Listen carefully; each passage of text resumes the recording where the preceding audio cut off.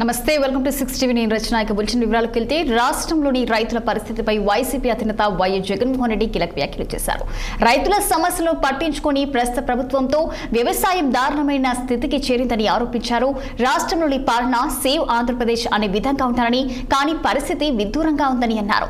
రాష్ట్ర జనాభాలో 60% మంది వ్యవసాయంపై ఆధారపడి ఉన్నారని జగన్ గుర్తు చేశారు. రైతు సంతోషంగా ఉంటేనే రాష్ట్రం సుభిక్షంగా ఉంటుందని వైసీపీ హయాంలో ఉన్న వ్యవసాయం ఇప్పుడు దండగాల మారిపోయిందని విమర్శించారు. మోంతా తుఫాన్ సమయంలో ఆర్టీజీఎస్ పేరుతో ప్రచారం చేసిన రైతులకు ఎటువంటి సాయం అందించలేదని జగన్ ఆరోపించారు.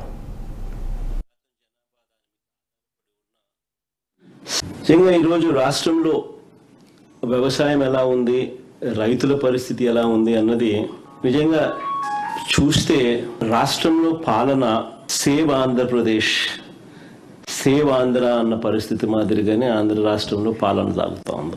అందరూ కూడా దేశం మొత్తం కూడా హలో ఇండియాస్, మా రాష్ట్రం వైపు ఒకసారి చూడండి అని చెప్పి నిజంగానే ప్రతి ఒక్కరం అనాల్సిన పరిస్థితిలోనే ఈ రాష్ట్రంలో ఈరోజు పాలన సాగుతూ ఉంది. మరి ముఖ్యంగా అడుగులు ముందుకు వేస్తే వ్యవసాయం అన్నది 62% జనాభా దాని మీద ఆధారపడి ఉన్న సెక్టర్. ఈ వ్యవసాయం అన్నది ఏ రాష్ట్ర ప్రభుత్వమైనా కూడా రైతులను సంతోషంగా పెట్టి వ్యవసాయం అన్నది ఒక పండుగగా చేస్తేనే, రైతు సంతోషంగా ఉంటేనే రాష్ట్రం సంతోషంగా ఉంటుంది. రైతు కూలీ సంతోషంగా లేకపోతే రాష్ట్రం ఎప్పుడూ కూడా ఎదగదు, వెనకడుగు వేయాల్సింది.